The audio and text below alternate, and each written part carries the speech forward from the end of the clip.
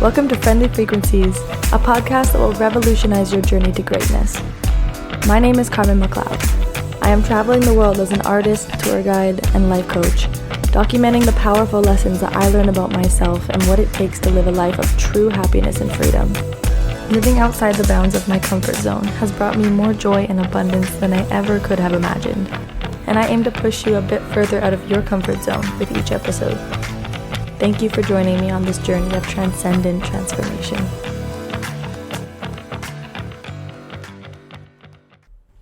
Hello! Welcome to another episode of the Friendly Frequencies podcast. Thank you for joining again.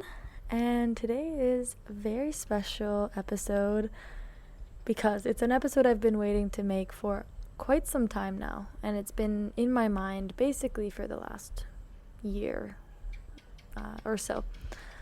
And I'm finally doing it, and it's going to be a very vulnerable move on my part, and with that I will warn any family members or anybody who is uncomfortable hearing about my sex life. I'm gonna say don't listen to this episode. But I feel like most people who listen to my podcast fully accept me and are also totally okay with me talking about this stuff, and I can talk about it with them, including my family members. So I don't think there's anybody like that, but I had to give the disclaimer. Yeah, this episode is about my sexual awakening, and it's really a special episode for me because this is the biggest struggle I have gone through in my life. Probably the biggest struggle and the biggest breakthrough, and it's kind of a continuous breakthrough. It's definitely not broken through, as in it's completed. And maybe it never will be. I think that these kind of things, the sexual discovery and rediscovery of, especially of a woman's life and her body and her, all of these things, this is like a lifelong journey, I think, for most women. So I don't think that this is ever going to be over, which is exciting.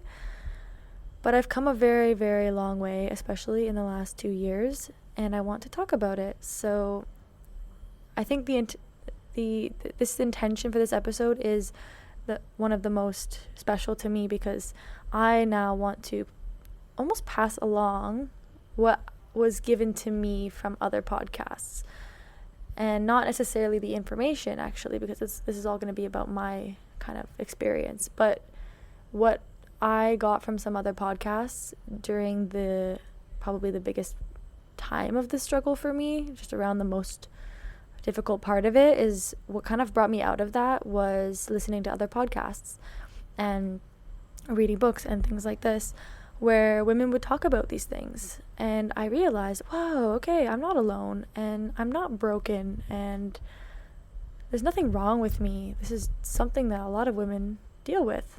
And now I feel like, though I'm not totally on the other side, I still have a long way to go. I feel like just talking about it and just talking about where I'm at is going to resonate for a lot of women. And just if it can even just remind anyone that there's nothing wrong with them if their sex life is not where they think it should be or not where they want it to be, and they're not, they don't have a sex drive. A lot of women have kind of a poor sex drive and all of these things, right?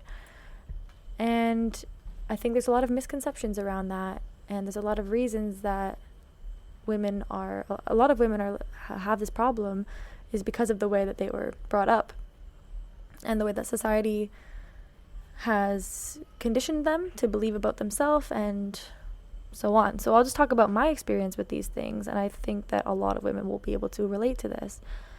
So, and also I'll talk about what actually got me, what has gotten me to the point of breakthrough around this, and then maybe you can give some things a try and see what works for you.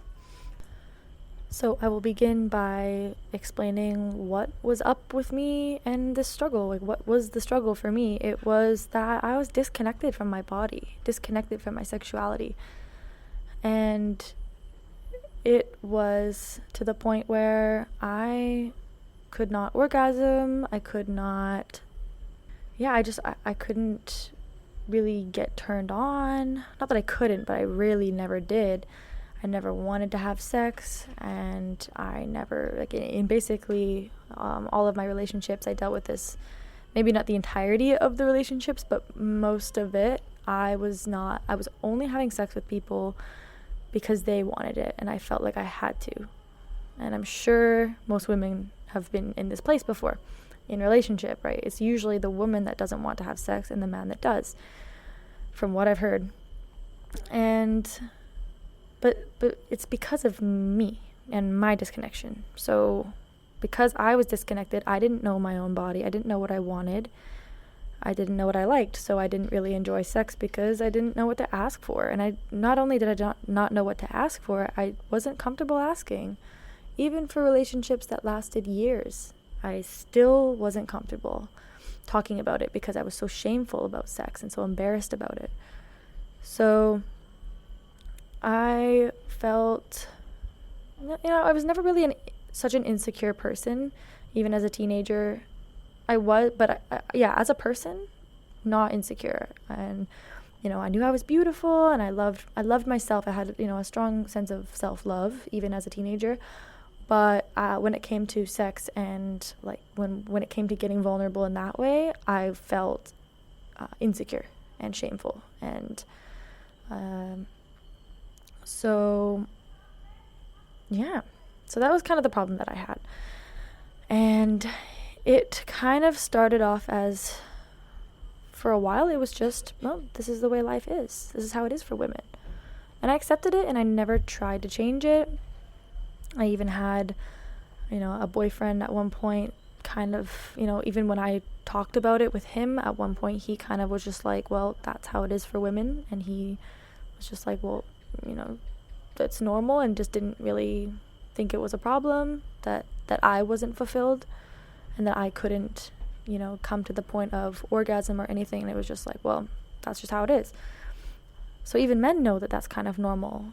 And unfortunately, that means that they don't really try sometimes to get the woman that they're with to that point, because they just think, oh, well, that's not going to happen. So, and it just becomes about them.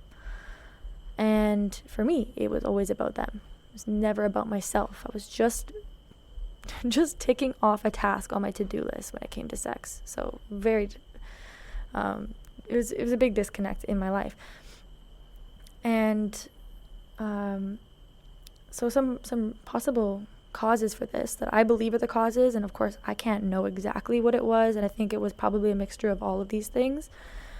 But these are kind of the things that I can look back and think, oh, this probably had something to do with it. So like I mentioned, that nobody really talked to me about sex growing up. I didn't go to school until grade 6, and at that point, or maybe it was grade 7, that they started talking to us about sex, and we had one course on sex, or one class. I don't even know how many classes it was, or whatever it was. We got talked to a little bit about it, but I don't think we talked about it in high school in any classes that I can remember. But because I was homeschooled my whole life up until I became a preteen, that entire time I was not talked to about sex, and or the least that I can remember. And I don't know if they talk about it in schools, but I don't think they do anyways at that age. So it's kind of, it kind of just conditions people to feel like sex is something that we don't talk about, and that's something to be hiding from people and to be shameful about. That is what it places in the minds of many people. And that's why a lot of people can't even talk about it, and they can't even use the words. Like, even myself, okay, I'm not perfect at this. Like, to even say the word orgasm, or to even say the word vagina is like, oh my gosh, like, people will say, they'll try to avoid those words because they're uncomfortable saying it. And that comes, I think, because it's not talked about when kids are growing up. And and of course some people are taught that sex is bad, right? Like when it comes to religion and things, but that's totally separate, and that's not really my experience. Although I was raised religiously, but very chill, not really, it was not really like that. I was never told that this is bad or anything. It was just I wasn't told much to begin with. So I can also get into a little bit of societal things, but that would take way too long. But not just how you're raised by your parents and the school system kind of lacking information, it's also the information you are raised around in society. Just the way that women are kind of treated in society around this subject. If you have sex, you're with people and you talk about it, you can be called a slut, and whereas if a man talks about it, they are kind of praised for it. That's one of many examples, but that just ensures, especially as teenagers, right? This is what happens as soon as somebody does something. The whole school is talking about how they're a slut and all of this stuff. So it's more examples of how it just feels like it's unsafe to talk about sex, and to even to have sex is like it's a bad thing. And the media and all of these things. But for me, and I think that had a big role in my experience. And so finally, I would say what could have had a role is some sexual trauma that I had as a child, really young, like 4 years old. And I mentioned this in the last episode because this was actually sparked by an experience that I had like recently in India. And not that I was abused or anything, nothing like that. It's just that something triggered me around this, and so it came up. And I've always known about this memory, and it's really not a painful memory. It's just a memory, like it's no problem. It's always been like that, other than when I was kind of triggered last month around this. But although this has never been a painful memory for me, it never felt like trauma or anything, it could easily have something to do with this as well. And because I felt shame around it, and I don't actually remember talking about it when I was young, but I actually did. Apparently, my mom told me I ended up talking about it at that age, which I didn't remember that I told her about, which I'm like, oh, good, okay. But I remember spending my entire life thinking that I had never told anybody about it, and I was hiding it. And then so that was kind of like I was hiding this abuse that I had experienced because I didn't want anybody to worry about me, or I didn't want my parents to feel bad or feel like anything was their fault or anything like that. So I just didn't really talk about it. And so I felt like I was hiding something there, and that kind of also reinforced that sex is to not be talked about. So that, that might have had something to do with it as well. So, I mean, this part is kind of the least important because it doesn't actually matter why. It's just the fact that it is, and how can I move on? How can I transform from this, and how can I help others transform for this once I'm transformed, kind of thing. Or as I'm transforming, I should say. So, but just for information around, just context around the story, that's what I believe caused these issues for me.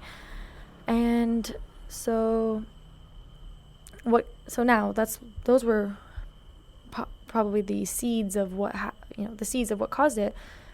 Now, what continued it, and what kind of added fuel to this issue of mine was, as my life goes on and I start, having sex and growing up and all of these things, having relationships, the story is there. Now, for me, this is the biggest part. The story is what continued this experience, and I believe the story is the biggest reason for why this was such a problem for me and such a struggle, because I think that I could have broken through much earlier, or not even had something to break through, if I didn't have this story around it.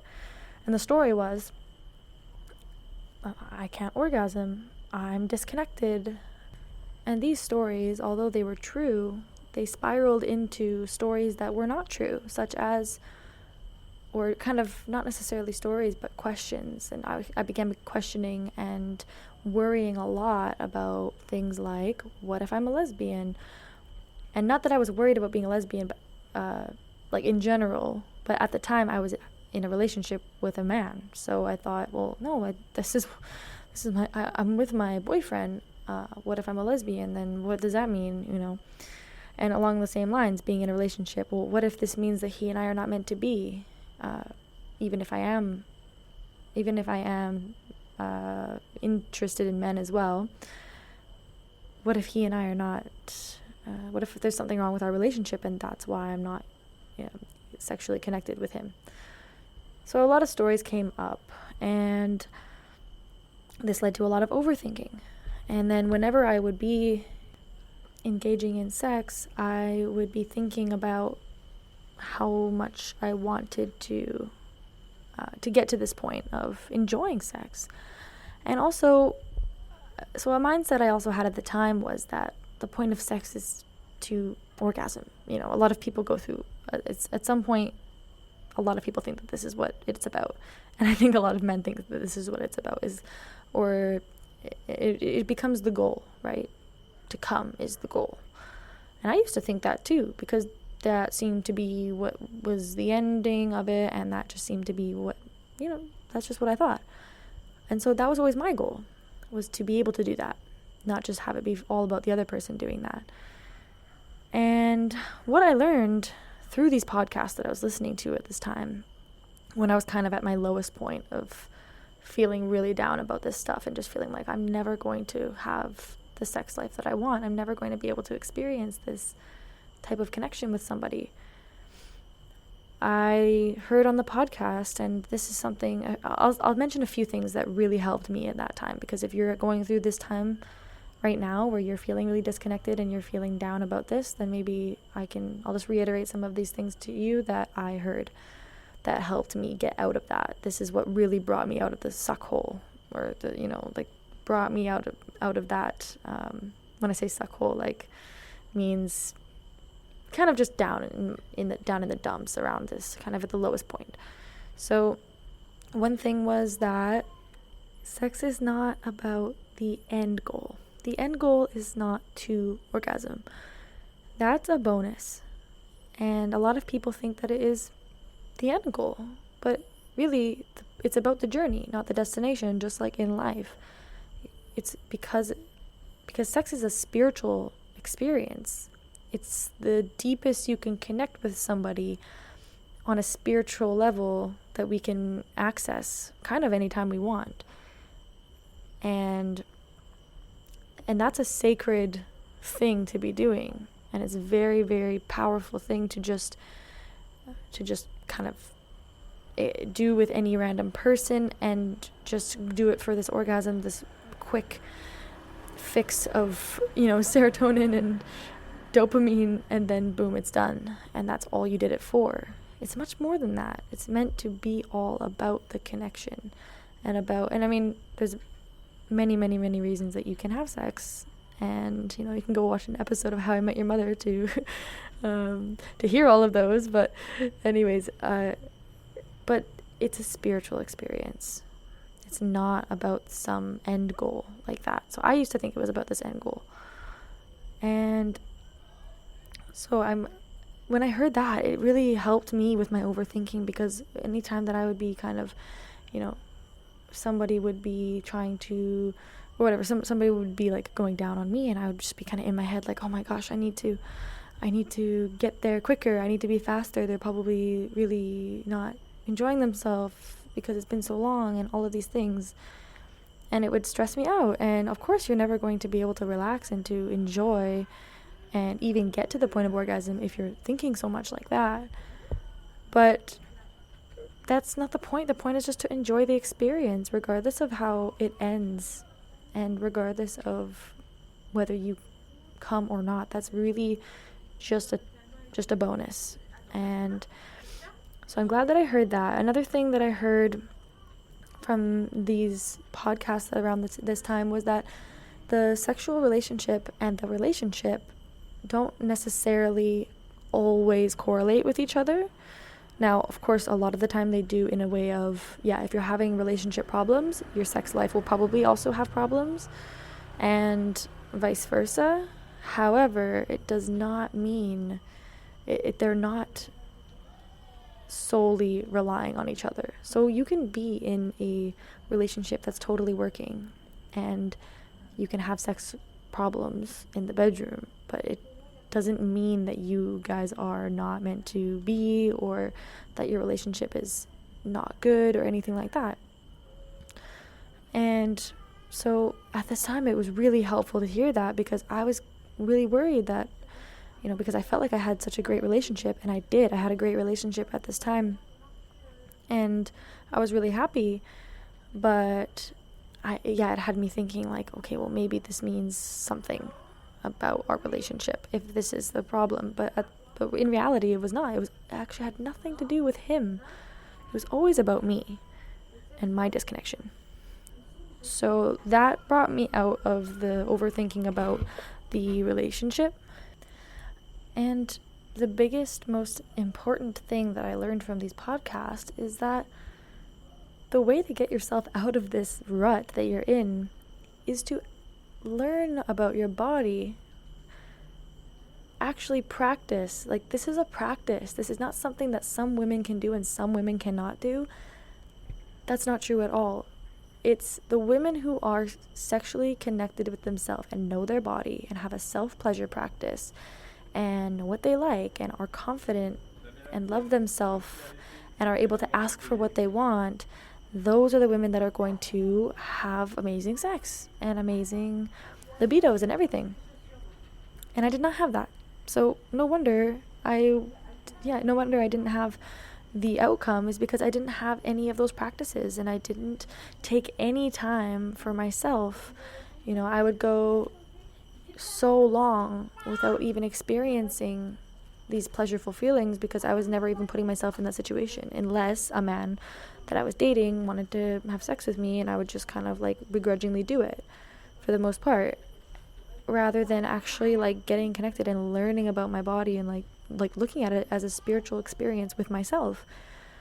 So as soon as I learned that was the biggest piece of advice, that really any woman can turn her life around this way if she's willing to put in the work and get consistent. I think consistency is key here as well, just like in many of the just like in the morning routine and with your habits. And when it comes to this lifestyle of creating your dream life, it's a lot about discipline and consistency. And same with your sex life, girlfriend.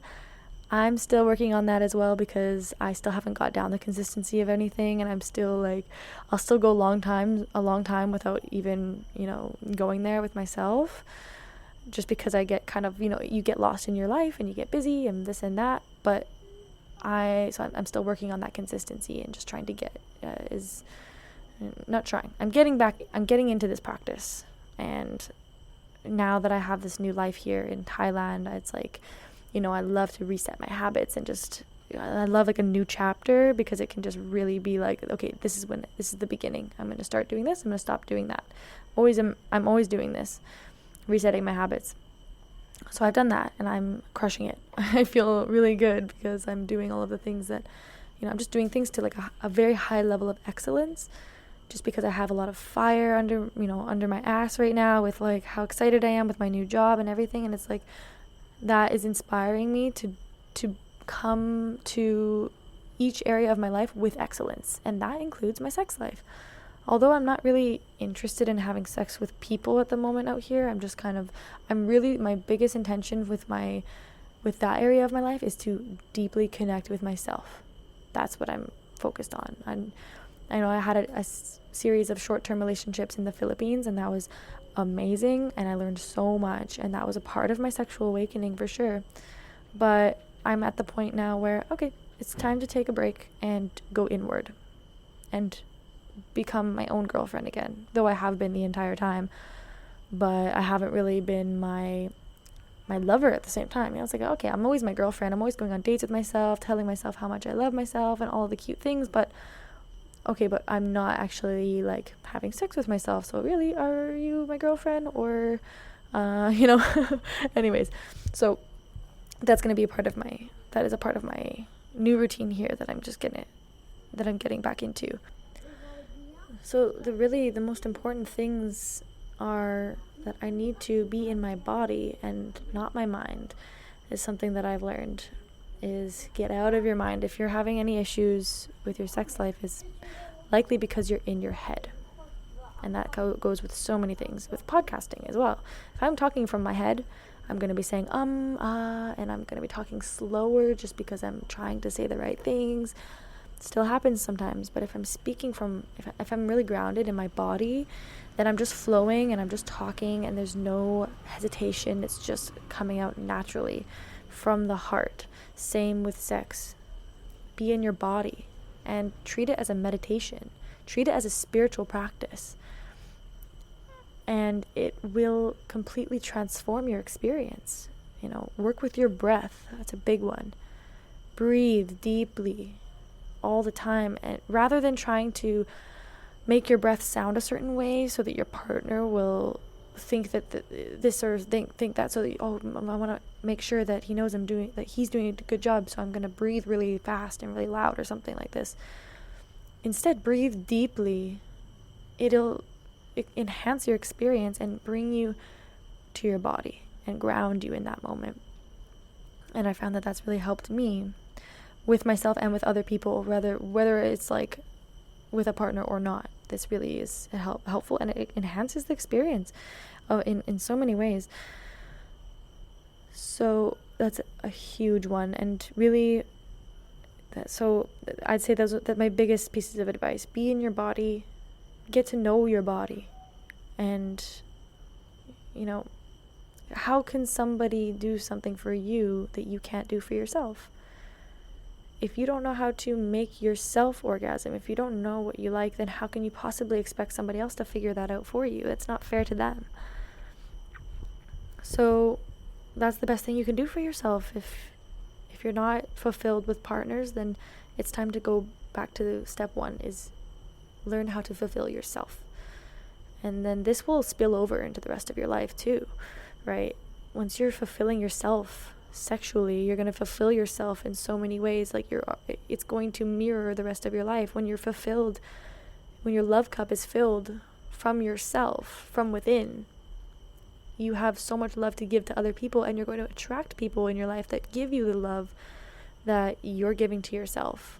So I know that as soon as I am able to connect with myself sexually, then other people I'm going to attract people who are able to connect with me sexually, and they're going to give to me exactly what I need because I'm giving that to myself. I'm going to quickly interrupt the episode to talk to you about the new company I'm working for called Digital Nomad Adventures. This is a startup company in Thailand, and we will be opening up in other parts of the world. And it is for people who want to be digital nomads, entrepreneurs, or just anybody looking to develop your mindset. Each day we focus on a different area of personal development, such as manifestation, goal setting, vision, getting out of your comfort zone, and it's 8 days of masterminding, of networking with people who are like-minded, who want to travel the world and be your own boss and live financially free anywhere in the world that you want, all while being personally life coached by me on the tour and enjoying all of the fun activities that go along with doing a guided tour in Thailand. We even invite you to come stay in Koh Phangan after and join our community of digital nomads there. So that's where I will be living. So if you're interested and you want to sign up for one of our tours, you can use the code FRIENDLYFR for a discount off of your tour, and you can find this at digitalnomadadventures.com. So here is how I began healing. And I think this is, okay, sorry, I guess I already started talking about that, but here's some of the other ways that I began healing, because this is what I've been talking about now is kind of the beginning of my healing, which was just me learning and, just listening to podcasts and kind of, my personal development self is like, oh, I'm having problems with sex, so let's read books and learn about how to fix it. Rather than going deep into my own body, I just kind of went into the books and to the things, into the knowledge. Because slap a personal development book on there and it'll fix your problems, right? But for me, it actually did. These podcasts, it didn't fix the problem, but it did start the awakening process. It gave me hope. That's what it really did. So just listening to this right now, even if something clicked for you, that's not enough, right? That's not going to change your life or change your sex life. But this can give you just a crack in, just a crack open into what's possible. And then you can dive deep into it and just start practicing and just be patient with yourself. So I'm going to tell you, so I have some cool, some other stories about how I actually started to awaken, like literally started to experience the awakening process. And some of it is pretty crazy, so I need you to have an open mind on it.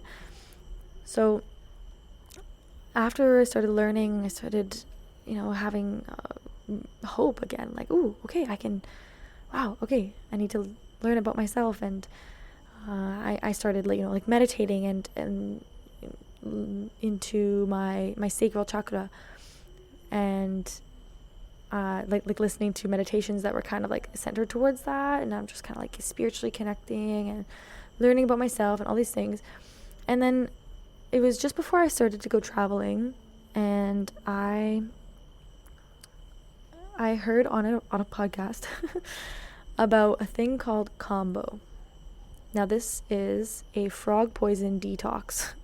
Yeah, I know, it's crazy. It's not crazy, but it sounds crazy. It basically, it's an Amazonian practice that is, there's like this poison that comes off of the back of a frog, so they kind of scrape the frog's back and just kind of take with a stick, and they take off some of the poison, and they use it in the Amazon, the indigenous people there. It's used as a vaccine. It's used for, mind, body, soul, overall health and connection and longevity. And I heard about it right before I started traveling, and I thought, oh, this is something interesting that I would think I should do before I travel. I had no intentions of this having anything to do with my sex life, of course, right? This is just a thing that I thought, oh, okay. One, I heard that it protects against malaria, just short term. It doesn't last that long, but I thought, oh, okay, cool. Like, okay, that piqued my attention. Also, I was about to start traveling by myself for like a year, so I thought I really would love to be in the most, mind, body, soul, the most connected and the most grounded that I can possibly be before I go do life on my own, right? So I looked into it, and it's a legit thing, and they had it in Vancouver. And so I did it. I went and I had and now this is kind of like, and I should probably explain, this is not a psychedelic, this is not a drug or anything. It is a plant medicine, but it's not a hallucinogenic one. So it's not like doing ayahuasca or mushrooms or something. It's like, it is not something that makes you hallucinate. You just get really sick and you purge. So you purge in so many ways. You're going to be like throwing up, pooping and sweating and crying and, all of the things for about 30 minutes. And you do this session maybe 2-3 times, and then you're okay. And then you can do it more than that, but it's around, so you do it a few sessions, and it can do so many wonders for you. I've heard some really, really amazing stories. One woman had her MS cured by this, and you can and I think even cancer has been cured through this. Like, so many things, like huge illnesses and mental illnesses and things that are cured through this. So it's worth looking into, actually, because for me, it completely changed my life. And so for me, so I did 2 sessions, and it was horrible. I'm not gonna lie. It's not a fun experience, but it is very powerful experience. And I did it with a practitioner who is licensed and has all of the qualifications. Make sure you do your research on the right person to do this with, if you do. And I'm not recommending this to anyone, just as a disclaimer, like, I'm not going to necessarily recommend this to you specifically. If you want to look into it and decide for yourself that this is something that's for you, then great. But I'm just saying that this was really impactful for me. So I went and did this ceremony, and it was very, very scary and intense, and I did it alone, not just myself with the practitioner. I didn't do it with anybody else. So I was throwing up, I was sick, and my head is like, it basically felt like my heart, I could feel my heartbeat in my head, like it was so strong. My head was throbbing, and it was just really uncomfortable, so uncomfortable, and just disgusting, not fun. But what it's really doing is like wringing out your organs and just completely like purging everything in your body that is not serving you in physically and spiritually and everything, right? So I did it the first time, and then I only had time to do it 2 sessions before I left traveling. So I did it the first time, waited a week, I think, and then I did it a second time. So before the second time I went, she said, okay, next time you come, let me know what chakras you want aligned, if there's any, and I'm going to target those ones. So I told her, boom, sacral chakra, that's what's in charge with the sex, and it's other things as well, like creativity and many things. But the biggest thing for me was, that's the sacral chakra is in charge of sex and reproduction. So a healthy sacral chakra means a good sex life, as to make it simple. And so for me, okay, it doesn't necessarily mean a good sex life, but what I should say is, if my sacral chakra is out of alignment, then chances are it will show up in my sex life. It could. And that's what was happening. So mine was completely blocked. I knew that my sacral chakra has been blocked probably my entire life. And so I had some major work to do there. And to clarify, chakras are like energy points of your body. And so there's different energy points. Each one is responsible for a certain, for different things in your life, like the way that you are connected with yourself. So for the sex part of myself, it's the sacral chakra. There's also the heart chakra, right? Responsible for how you give love, receive love. There's your throat, are you able to speak your truth? Things like this. So I went there the second time, and I told her about my whole struggles with sex, and I just told her everything about what I was going through at the time. And actually at this time was the most I had been struggling with this. This was probably around the time of the most down I had been around this situation. So she came to me at the perfect time, or I came to her at the perfect time.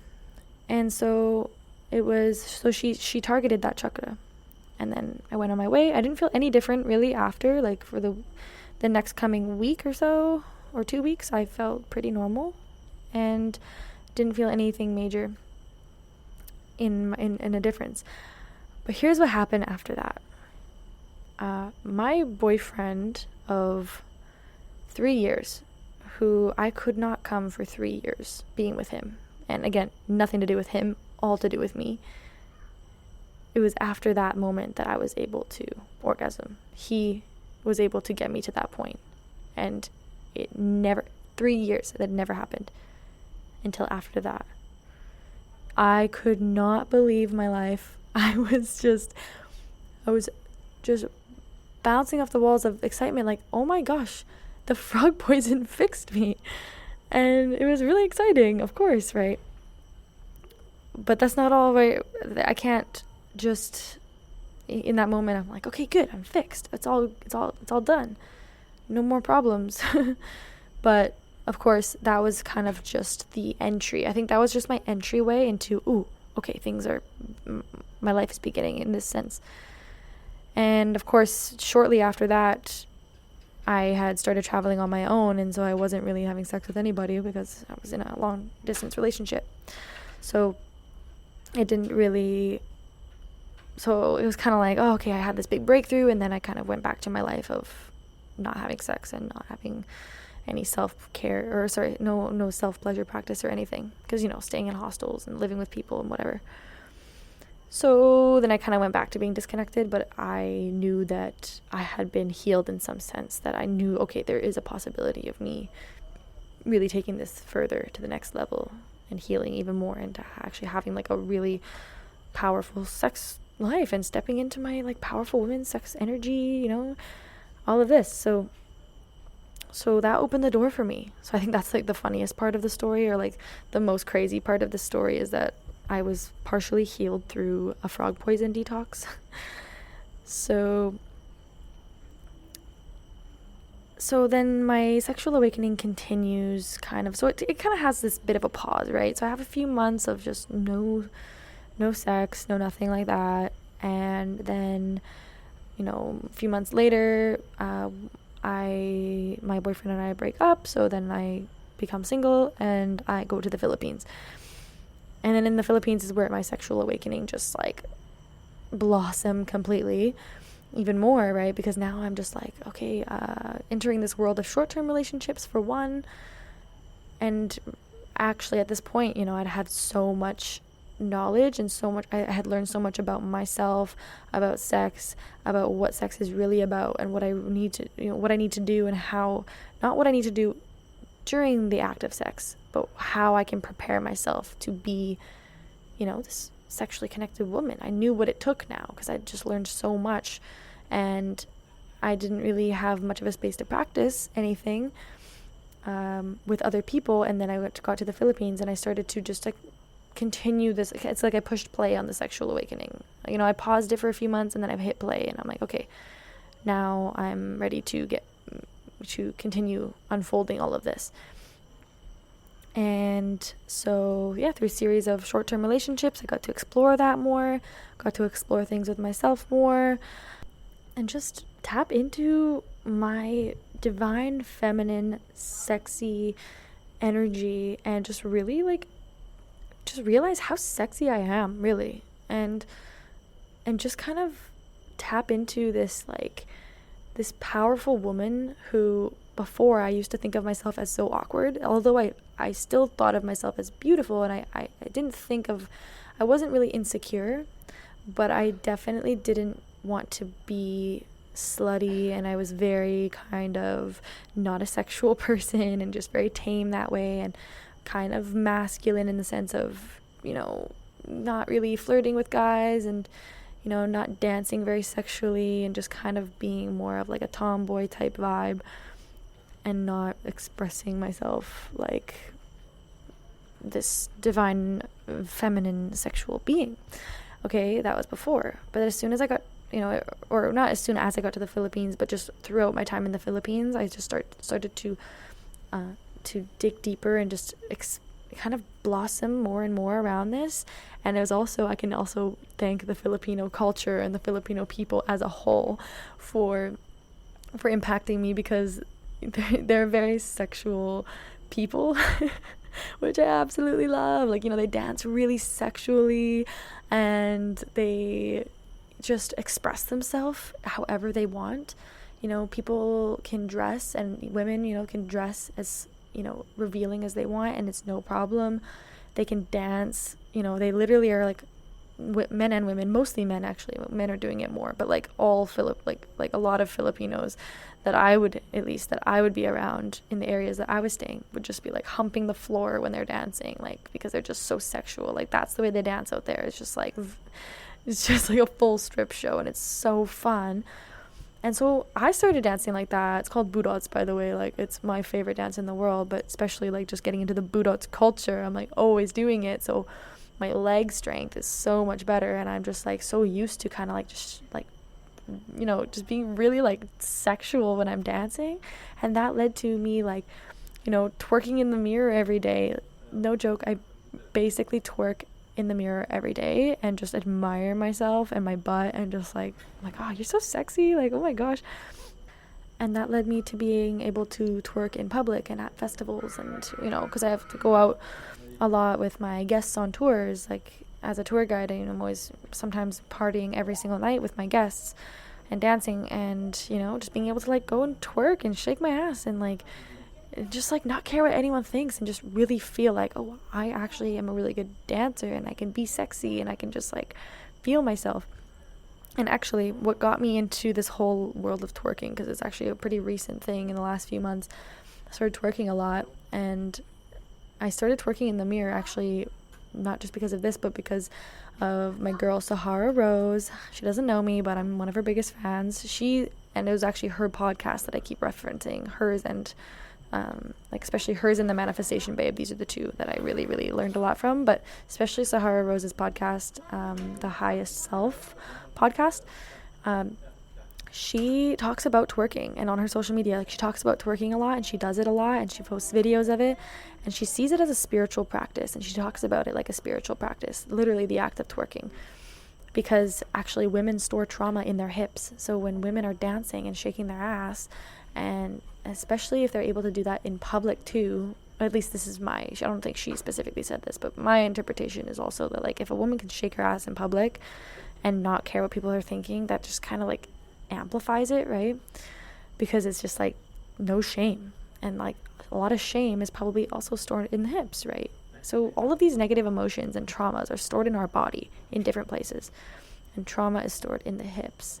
And so the more that you can just like, you know, open up that gate and just like, you know, allow yourself to be free and express your body like that, even in a way of like, especially like in the way of dancing, where it's like you're not even having sex, you don't need to have sex, you don't need to be like doing that. Even it's like you're healing yourself by dancing and just being free, and that's being in your body, right? Being in your body, that's one of the biggest themes here. So anyways, that was another thing that I really love, is that, you know, that she says like spiritual, that twerking is a spiritual practice. And I love it, because I've been treating it as a spiritual practice now, and just kind of like really having a lot of fun with it, and realizing that, oh damn, I used to, you know, my whole life be insecure because I had no ass, and now I'm like, here I am, like throwing it back and being like, oh, actually, I look good. Like, what am I talking about? Although I have gained like 20 pounds since I've been traveling, of course, and like I look way better now, and so now I have a bit of an ass to throw back. But anyways, so to bring this to a close, I am just, you know, now I really, really see how I believe that I was meant to go through this struggle, and I was meant to heal and break through all of this so that I can help other people break through it. And I'm still breaking through, I'm still doing it myself, and I feel like I'm called to help other people do that. And at some point, now I've mentioned I am becoming a life coach, right?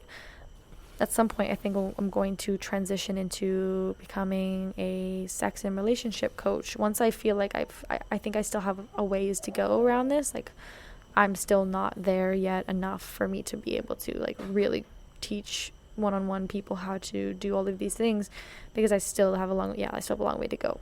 But I can see this for myself in the future. I don't know if that's what's going to happen. I'm totally detached from it, but I can really see that this is something that I can really bring to the world, because I've personally struggled with it, and I've personally risen out of that and broken through that. And so now I'm just called to help other people with it. So for now, all I can do is talk about it, and talk about it on here, and just kind of, break away the stigma that you might have, and that a lot of people have around sex, and around women talking about sex and fully expressing themselves. And I just want to be one of those women to just say, fuck that. Let's shake our ass and, you know, transcend through sex and not be so worried about it. Like, I'm sitting here outside my place here in Thailand, and, you know, some people are walking by I'm sitting on my front porch, and some people are walking by, and I'm like, do I care that people are hearing me talk about my sex life? No, I don't, because that's the whole point, is I want to get this out. I want to talk about sex with as many people as I can.